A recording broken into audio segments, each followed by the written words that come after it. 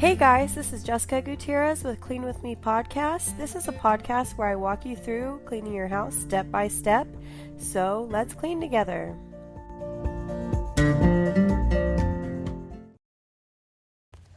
Hey everybody, so for today's episode, I wanted to talk about tackling a major problem area in your house, whether that be the garage, your dressers, your closet. Maybe you have a specific area in your kitchen or your bedroom or under your bed that needs tending to.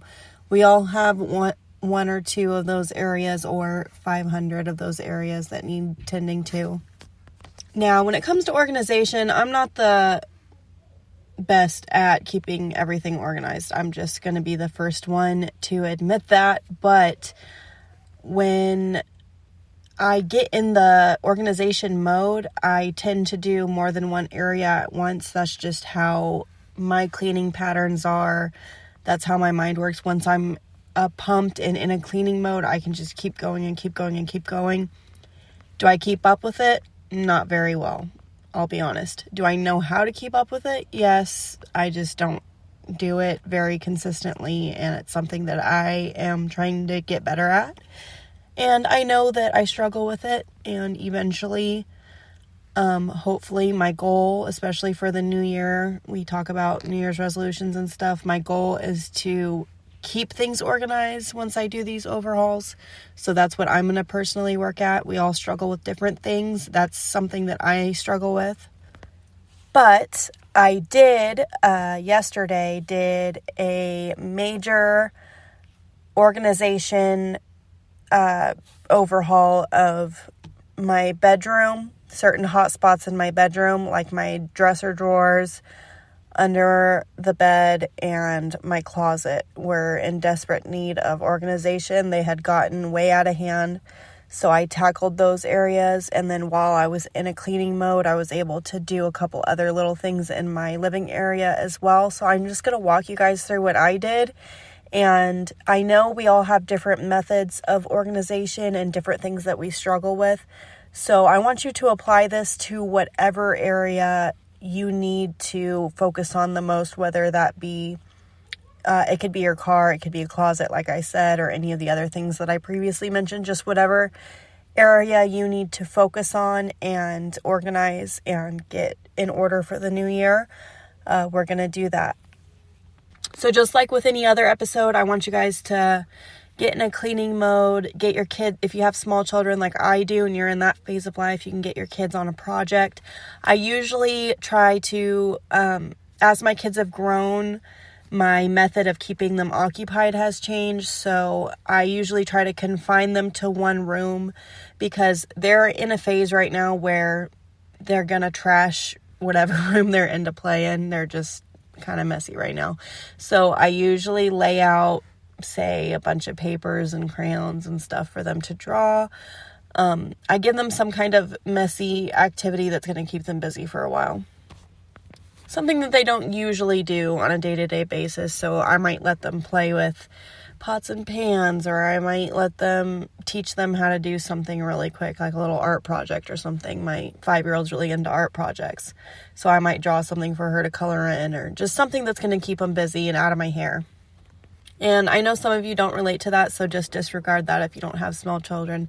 Hey, teenagers bug you too. If you guys have teenagers, if you're in that phase of life, they're going to bug you too. So make sure you give them a heads up and just say, hey, I'm going to be in a cleaning mode for a little bit. You guys keep yourself occupied. If you really need something, if it's an emergency, let me know. But I kind of don't want to get off track, so try not to bother me.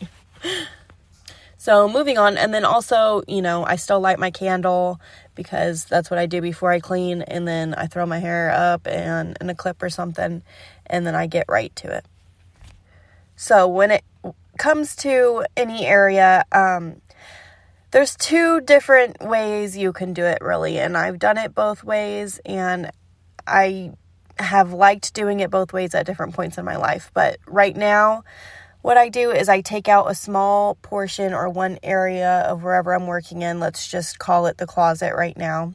I'll take one shelf out completely, everything off the shelf, and put it onto the floor. Go through everything on that shelf. Tell myself, have I used this item anytime recently, or clothing, or whatever it is? No. And then I have piles.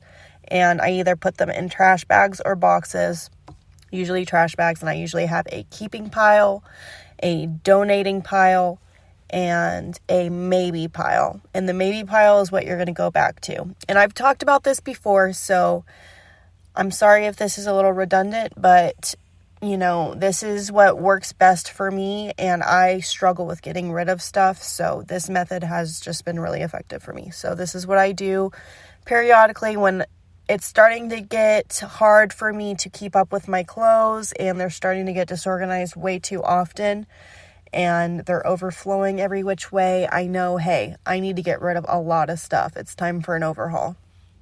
And the new year just kind of gave me that little push that I needed. It's kind of a reset button to a lot of people. And I took a look at my house and I was like, okay, we need to get rid of some stuff because my clothes are getting out of hand. This closet's overflowing. It's just, I don't have a lot of storage space, so it was definitely time. So, like I said, you take out a shelf or a portion of your closet, put it all on the floor, and then you just sort. It's all about sorting. Put it into piles of what you're keeping, giving away, what have you, and then the maybe pile. And that maybe pile, once we're done, we're going to go back to it and do the same thing, sort it through again, and really think about it. The maybe is stuff that you maybe don't. You think you're going to use it, you have trouble letting go of it, you want to just go back and think about it, you don't want to commit to anything quite yet.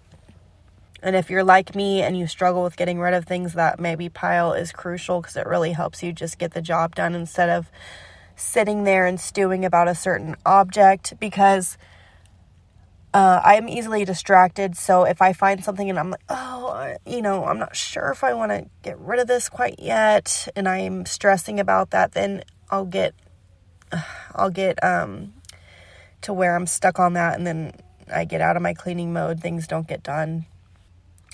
So just continuously do that. Be taking portions of your closet, under the bed, your car, whatever it is that you're struggling with.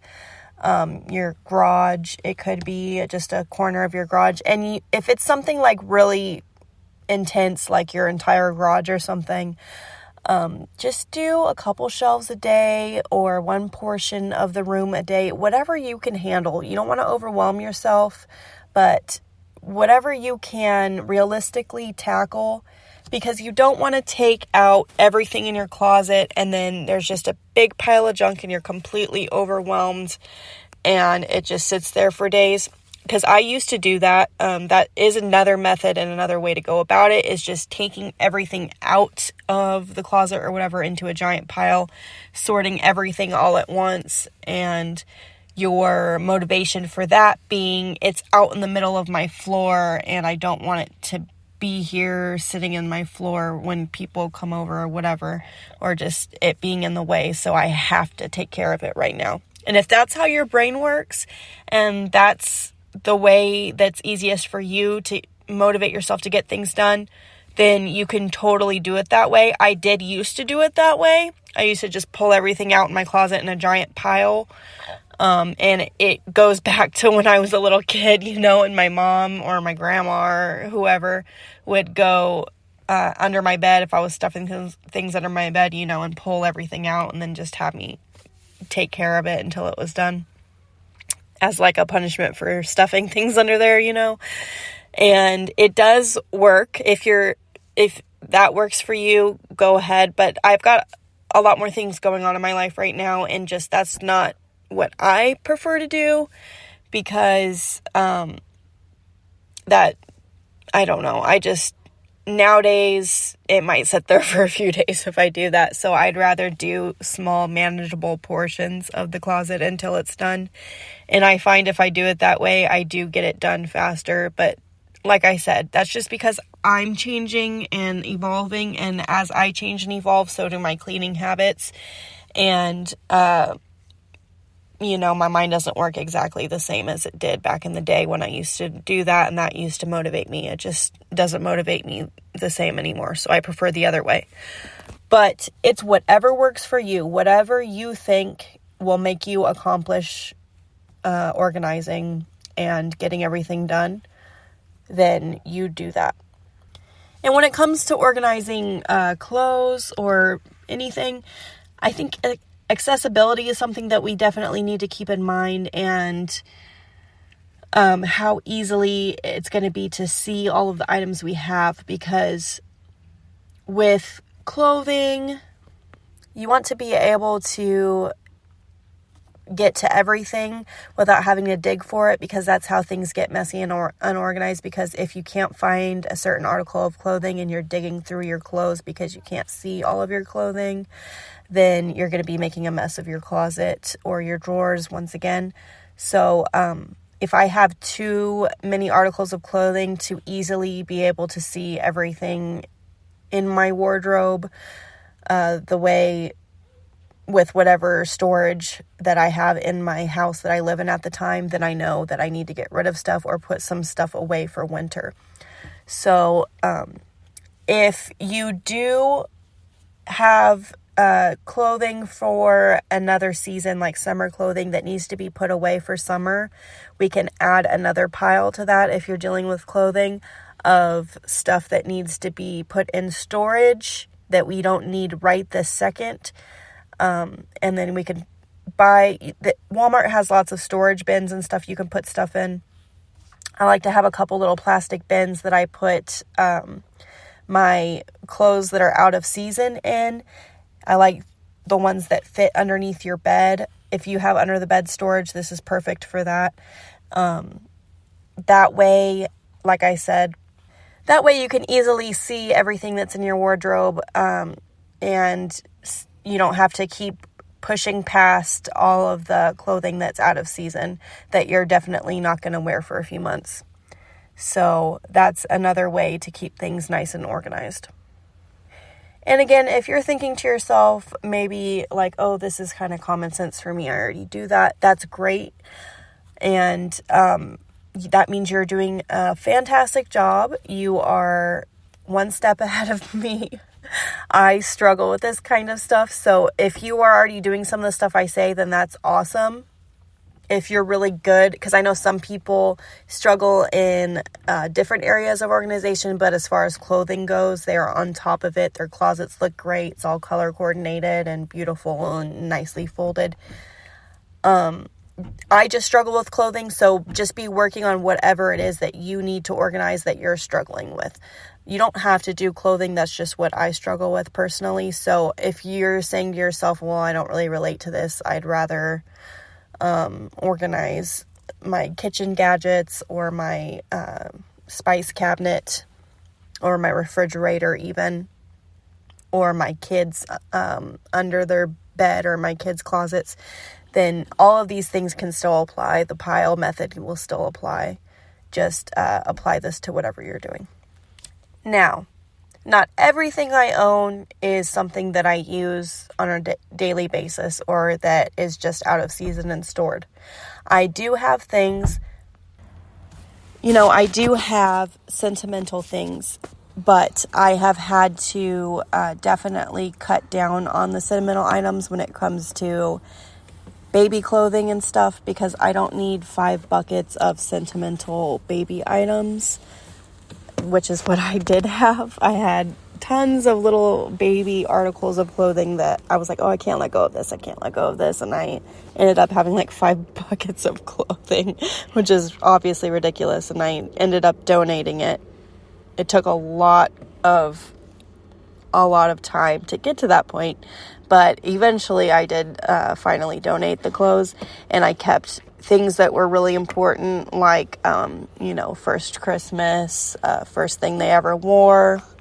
We didn't donate our baby blanket. Yes, my daughter wanted to add that we didn't donate baby blankets. We still have those. Yes, those were important to me, so I kept their baby blankets and like a blanket my grandma made me when I was little, things like that. Hey. So just keep that in mind, that it's okay to keep things that are sentimental and stuff like that, of course, as long as they give you joy and it's something that makes you happy and it's something that you're actually going to need one day to look back on, or something you want to show your kids when they get older, or, something you just need to remember something by, that's okay, as long as it's not just taking space and you're just never going to look at it again. Which is why we have the maybe pile. So as you're organizing and you're putting stuff in that maybe pile, once you're done with an area, it's up to you how often you go back on the maybe pile. I like to do it after I'm done with the entire project. That way it gives me time to sit and think about the objects, whether I'm ever going to need them again, whether it's really something that I want to hold on to, or if it would serve a better purpose, not being in my house and being donated. And then at the end of doing whatever project it is, whether it's the closet, under the bed, what have you, I will take the donated bags and make sure I put them in a spot, maybe by the door or something. That way they're not just sitting there. A lot of places have those little drop-off things where you could put it down a chute for clothing and stuff like that, or you could take it to Goodwill. But if you don't want to talk to anyone, you could put it down one of those chutes. A lot of areas have those. And that way, they're not just sitting somewhere transferred to a different area, but still taking up space. That way they'll serve somebody else better instead of just sitting in your closet or garage in a bag instead of on a shelf. We want to make sure we take care of that stuff right away. And then throw the trash away as well right away. That way we're not tempted to take things back, and it'll just be out of sight, out of mind, and out of the way, and everything will be clear and organized and easily accessible. And like I said, the more different sections we have as regards to clothing or anything, the more separation and tedious the organization is, the more different areas we have for different things, whether it's, like I mentioned before, like color-coded, if you like doing things that way, or just like pants in one area, shirts in one area, sweaters in another area, long sleeves in one area.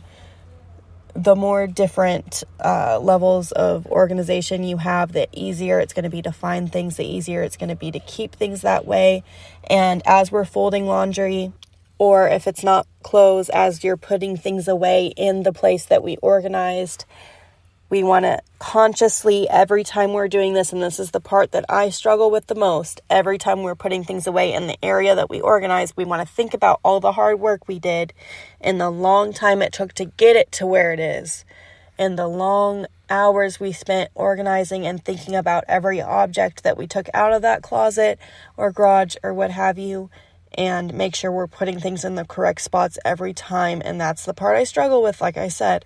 But I want to think about that every time I do that. Think about all the time it took to redo it. And we don't want to undo that out of just a moment of laziness. Because the more I think about it, I mean, I'm speaking to myself more than anyone, but that just 5 more seconds, because it really only takes a second to put something, your clothes in the right spot, once you've already done the hard work of organizing the area. So just for like 5 seconds more of laziness or whatever, I'm undoing all of the hard work I did. And then eventually it becomes even worse of a disaster than it was before. So that's what I'm trying to think about every time I'm putting stuff away after I do the hard work. So I'm not constantly having to do these crazy overhauls of these areas of my home, and I can just do quick little touch-up organization sessions instead of these overhauls, because I've let things get so bad. So that's what I'm going to work on this year. I hope that you learned something. I hope that you're going to take this and tackle a bad area hotspot of your house and just really try to get rid of things that don't serve you, that aren't going to be used, that you don't need, just taking up clutter and space. And this method, this way of doing things, I mean, you can apply it to any area of your house. I like to do multiple areas at once so I don't get bored and so I can tackle more things at once. That's just how my wild mind works. But it's whatever works for you best, whatever you think you can accomplish more doing. And thank you so much for listening. If you want to financially support the podcast, I'll put the link for my Patreon in the bio, and you can check out our website, cleanwithmepodcast.com. It's run by my mom primarily, but myself as well. And thank you guys so much for listening. As always, happy cleaning.